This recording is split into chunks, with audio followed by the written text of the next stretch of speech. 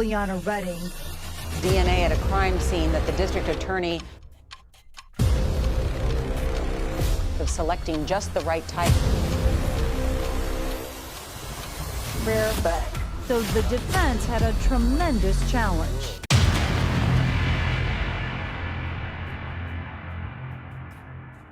Em 15 de março de 2008, Juliana Redding estava sozinha em seu apartamento quando ligou para o número de emergência às 10 horas da noite. Entretanto, antes que ela pudesse falar, sua ligação foi interrompida. Seus vizinhos escutaram barulhos de móveis sendo arrastados por volta das 9h53. Mas não imaginavam que nesse momento a jovem estava lutando por sua vida. Quando policiais chegaram ao local, encontraram uma cena bastante chocante, o que deu início a uma longa e controversa investigação criminal.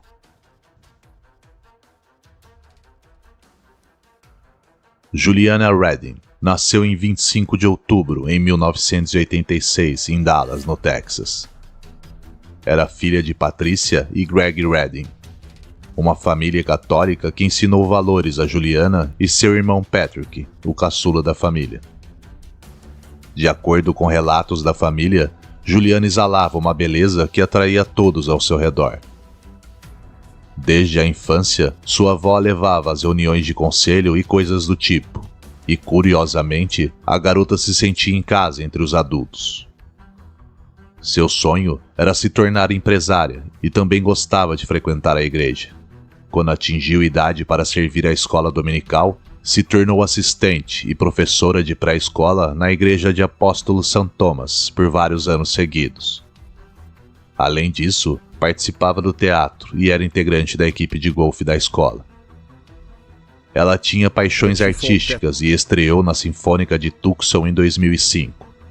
No mesmo ano após sua formatura no ensino médio, conseguiu um pequeno papel em um filme independente chamado KTT, que foi filmado em Atlanta.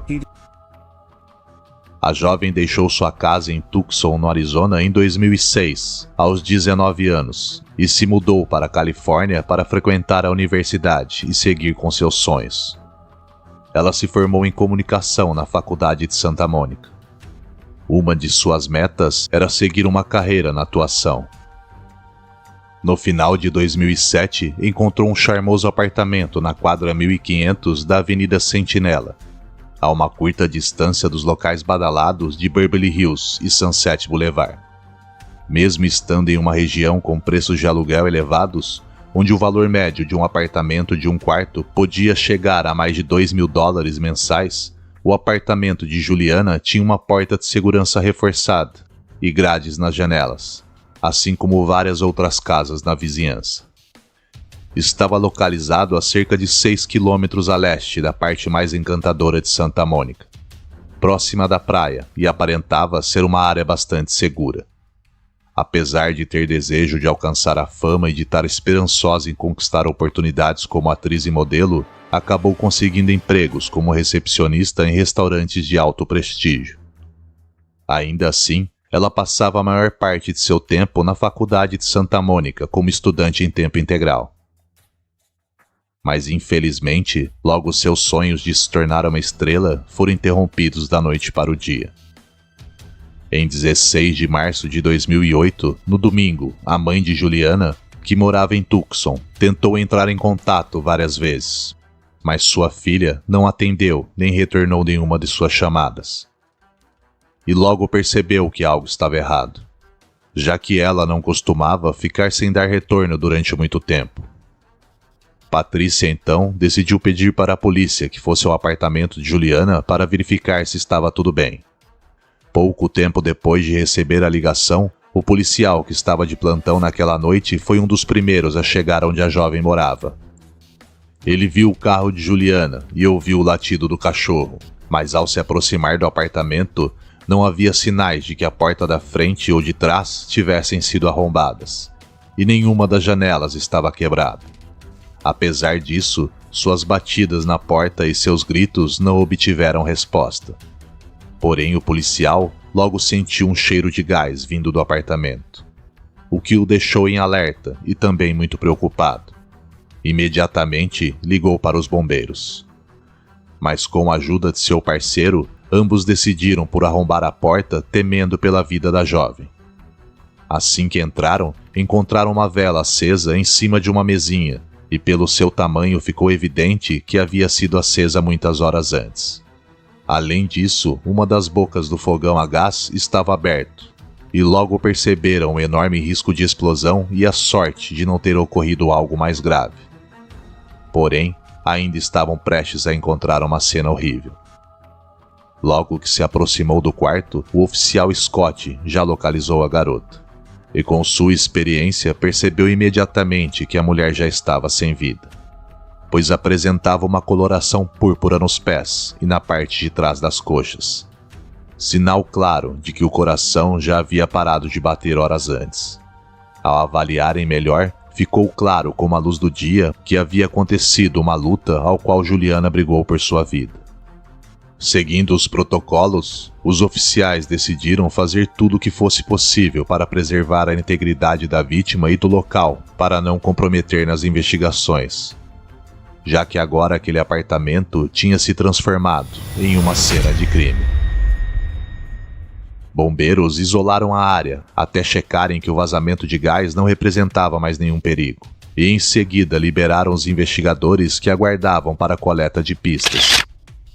Uma equipe forense conseguiu coletar muitas amostras de DNA, incluindo da fechadura da porta, de um prato na pia, de um botão no fogão e também na camiseta, garganta e unhas da vítima.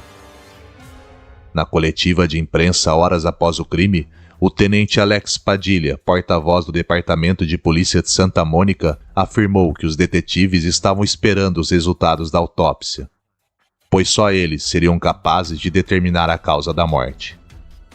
Uma das evidências mais importantes em termos de DNA foi o encontrado nas unhas, pois não pertenciam a Juliana. Ficou evidente para a polícia que ela lutou para soltar as mãos do assassino ou da assassina que estavam em volta de seu pescoço na tentativa de se salvar do estrangulamento, resultando em arranhões em sua pele. A equipe forense esclareceu que o processo tinha sido selado pela polícia. Portanto, não poderiam revelar a verdadeira causa da morte ao público. Sendo assim, só puderam confirmar que a morte foi por homicídio. Os investigadores estavam conversando com amigos e familiares de Juliana para obter detalhes sobre a vida da jovem, que pudessem ajudar a esclarecer o que aconteceu. O pai da garota disse que deveriam conversar com John Gilmore, um homem com o qual sua filha estaria saindo nos últimos 2 anos. Ele relatou à polícia que certa vez, após uma forte discussão, John havia chutado a porta do carro de Juliana e entrado à força em seu apartamento. Considerando que muitos crimes semelhantes ao de Juliana costumam estar relacionados aos parceiros das vítimas, a polícia decidiu então conversar com John, que logo admitiu que brigavam com uma certa frequência. O suspeito contou que tiveram uma discussão por telefone no sábado à noite, assim que a avisou que ia sair com alguns de seus amigos, e em seguida ela desligou seu telefone. Ele disse que posteriormente Juliana saiu com uma de suas amigas e ele seguiu para uma festa a alguns quilômetros de distância. Segundo o que contou, mantiveram contato por mensagem até às 10 horas, quando ela parou de responder. O jovem também declarou que havia ido até o local no domingo pela manhã, mas não entrou porque ninguém respondeu à porta. Mesmo assim, informou que viu uma vela acesa através das janelas. Após ouvir seu depoimento, os investigadores precisavam confirmar suas alegações, e logo as suspeitas sobre John foram descartadas. Eles conseguiram acesso a imagens de vigilância que comprovavam que no sábado à noite ele esteve em uma loja de conveniência e em mais 2 locais.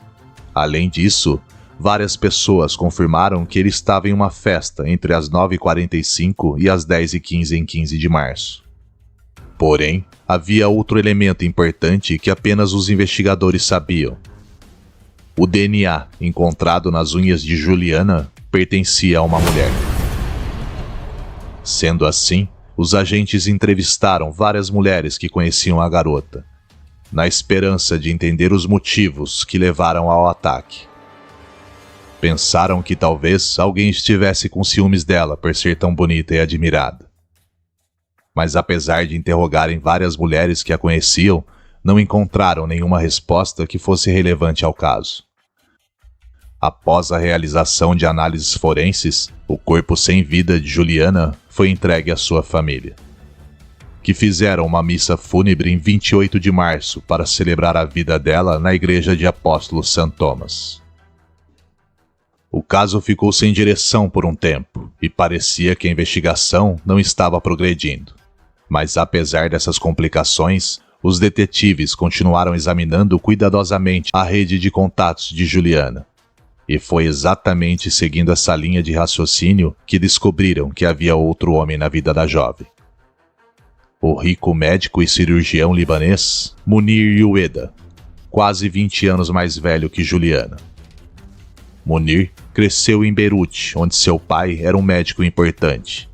Ele conheceu Juliana quando ela trabalhava como recepcionista em um restaurante em 2007. Como ele frequentava muito o local, os dois acabaram ficando próximos e logo ele ofereceu a ela um emprego como assistente em uma de suas clínicas, com um salário inicial bem melhor do que ela estava acostumado a ganhar nos restaurantes em que trabalhava.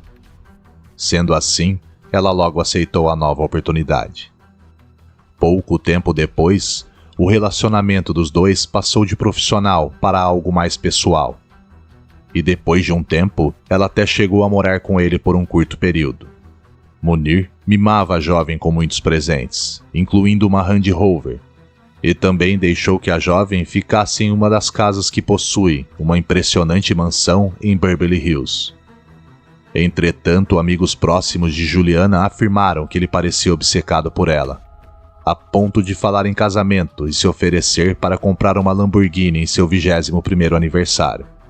O médico também tinha tentado estabelecer laços com a família da jovem, quando descobriu que seu pai Greg era farmacêutico. Mas tudo isso era demais para ela. E foi assim que ela decidiu terminar o relacionamento e se mudar para Santa Mônica, onde poderia pagar um aluguel com a ajuda de seu pai. Mas mesmo com o término do relacionamento, Munir tentava reconquistar Juliana. E no dia de seu aniversário convidou a jovem e suas amigas para irem comemorar em Las Vegas. Mas logo sua celebração foi arruinada quando Greg contou à sua filha que havia começado a investigar a vida de Munir e descobriu que ele era casado e tinha 3 filhos no Líbano. Após descobrir essa mentira, Juliana disse a Munir que não queria mais saber dele e se afastou completamente do médico. Apesar de Greg não o querer como genro, eles mantiveram seus negócios juntos, uma empresa chamada Golden State Farmacêuticos, em nome de Munir, o qual o pai de Juliana gerenciava. Mas depois de um tempo, essa parceria logo fracassou, quando advogados de Greg descobriram que a empresa não estava devidamente autorizada para exercer suas funções. Quando descobriram todas essas novas informações, o caso deu uma reviravolta. E agora os detetives da delegacia de Santa Mônica tinham um novo suspeito, e também um motivo aparente para esse crime brutal. Ao verificarem seu paradeiro na noite do crime, receberam a confirmação de que ele estava fora do país. E com a prova do DNA do local do crime apontando para a mulher, o próximo passo foi investigar as mulheres que trabalhavam para ele, pois acreditavam que ele estava de alguma maneira envolvida com a morte de Juliana Maureen Redding. E foi dessa forma que eles chegaram até Kelly Sue Park, uma corretora de imóveis de 44 anos que também atuava como assistente de Munir em vários outros negócios. A polícia descobriu que a partir de junho de 2008 e ao longo de um período de 18 meses, Kelly recebeu mais de $1 milhão de Munir, de acordo com o Los Angeles Times e outras fontes jornalísticas. A corretora teria recebido $250 mil 3 semanas antes do homicídio de Juliana, o que chamou muita atenção dos investigadores. Nos dias em que se seguiram, a polícia seguiu a suspeita e coletou um de seus filtros de cigarro. E alguns dias depois, suas suspeitas foram confirmadas. Após alguns testes, foi confirmado que o DNA encontrado na cena do crime era de Kelly Sue Park. Em 17 de junho, por volta das 13h40, a polícia deteve Kelly e seu parceiro, Ronnie Wayne, de 34 anos. Kelly compareceu na delegacia na presença de seu advogado e cooperou com as autoridades. Sua fiança foi fixada em $1 milhão e ela estava sujeita a uma pena máxima de 25 anos e até prisão perpétua, caso fosse considerada culpada. Ronnie também compareceu perante ao tribunal, mas ao contrário da namorada, foi liberado e sem acusações. A mídia divulgou que 2 dias após a prisão de Kelly, o Dr. Munir desapareceu de Los Angeles, acreditando-se que ele estava a mais de 11 mil quilômetros em Beirute. Porém, naquele momento, não havia acusações pendentes contra o cirurgião relacionadas ao ataque de sua ex-namorada. Durante 3 dias em outubro de 2010, o procedimento do grande júri foi conduzido contra Kelly Sue Park pela morte de Juliana em 2008. Quanto ao detalhe da vela, os promotores alegaram que Kelly acendeu o gás e a vela com o objetivo de causar uma explosão que destruiria qualquer evidência que a relacionasse com o ataque. Um legista forense que realizou a autópsia de Juliana relatou suas contusões e cortes em seu corpo. Indicou também que sua garganta foi apertada com tanta força que o fluxo de sangue logo parou, e que as marcas sob seu queixo foram feitas pelas suas próprias unhas enquanto lutava desesperadamente para se libertar. As principais evidências que condenavam Kelly vieram dos analistas que coletaram e analisaram várias amostras de DNA, e todas batiam com o DNA da suspeita. Os investigadores acreditavam que Kelly havia sido contratada pelo médico como executora e intimidadora, com a tarefa de ir até a casa da jovem para assustá-la, já que a única ligação entre as duas era Munir. Segundo o promotor Jackson, Munir se gabava de ter uma James Bond feminina em Kelly. E era evidente que o médico havia feito um grande pagamento à mulher antes do ataque fatal a Juliana, e outro à sua família, pouco antes de sua detenção. O promotor também sugeriu que ela foi enviada como emissária de Munir para fazer com que o pai de Juliana assinasse um acordo, ao qual ele havia recusado, com medo de se envolver na empresa a qual seus advogados o alertaram não agir de uma maneira legal. Por sua vez, o advogado de Kelly afirmou perante o tribunal que ela estava trabalhando como agente imobiliária pessoal do cirurgião médico, o que explicava todo o dinheiro recebido.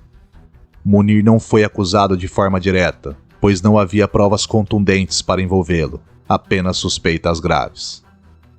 Os representantes do Ministério Público se concentravam exclusivamente nas evidências materiais que conectavam Kelly à cena do crime, e foi isso que apresentaram ao grande júri. E assim se deu início ao julgamento de Kelly, por supostamente tirar a vida de Juliana, onde mais uma vez foram ouvidos depoimentos da polícia, especialistas forenses e testemunhas. A promotoria acreditava ter tudo o que precisava para uma decisão favorável. Porém, em junho de 2013, após mais de uma semana de deliberações, os membros do júri absolveram Kelly da acusação de homicídio. Isso resultou em uma cena memorável na sala do tribunal, com amigos e familiares da vítima totalmente decepcionados, enquanto outros gritavam para que Kelly fosse para o inferno, e acusaram o júri de ter zombado da justiça. Os membros do júri não explicaram seu veredito e evitaram os repórteres ao sair do tribunal. A explicação veio do advogado de defesa, George, que argumentou que o caso contra Kelly era baseado apenas no DNA e que a acusação nunca conseguiu explicar por que alguém sem histórico de violência cometeria um crime tão violento. Ele disse que o DNA por si só apenas mostra que certas células foram encontradas no local, mas não explica como ou por que elas chegaram lá. E acrescentou que nunca foi contada uma história lógica para ele. Por sua vez, a promotora Jackie Lacey emitiu uma declaração dizendo que os promotores não concordavam com o veredito, mas respeitariam o sistema de justiça. Ela afirmou que acreditavam no caso e na força de suas provas, e que lutaram duro e honestamente no tribunal em busca de justiça. O ex-promotor Alan Jackson, que apresentou o caso ao grande júri em 2010, descreveu o veredito como uma tragédia e expressou pena pela família de Redding, afirmando que não houve justiça no tribunal. Após o veredito, os pais de Juliana alegaram que as provas contra Kelly eram esmagadoras e que a justiça não tinha sido feita. Eles, assim como o Ministério Público, esperavam que Juliana tivesse sido vítima de um amor desprezado e de um negócio que deu errado. Mas como uma obra do destino, 2 anos e 2 meses após sua absolvição pelo assassinato, Kelly foi presa novamente, junto de outras 12 pessoas, por seu envolvimento nos negócios do Dr. Munir e por fugir. As acusações incluíam conspiração, mentir para pacientes durante as cirurgias e fraudar mais de 150 milhões de dólares das companhias de seguros. Kelly se declarou inocente de todas as acusações e foi liberada sob fiança, que foi fixada em mais de $1,5 milhão. No meio de todas essas investigações e devido às irregularidades encontradas, a licença médica do Dr. Munir foi cancelada na Califórnia. O negócio entre o farmacêutico Greg Redding e Munir, que Greg não assinou, implicava no que a polícia e os promotores alegavam ser um império médico fraudulento, liderado pelo médico libanês e facilitado por Kelly, sendo rotulados como criminosos inteligentes, o suficiente para explorar a fraqueza da sociedade ao cometerem uma fraude médica em múltiplos níveis, conforme explicou o ex-promotor Steve Cooley. Desde a morte de Juliana, sua família ainda aguarda por justiça. Sua mãe, Patrícia, que compartilhava os talentos artísticos da jovem, tem se dedicado à pintura e a manter viva a memória de sua amada filha. E você, o que achou desse caso? Teria Kelly a suspeita se safado? Ou será que o verdadeiro culpado ou culpada jamais serão encontrados? Deixe seu comentário. Por hoje é só, mas nos vemos em breve, no próximo caso.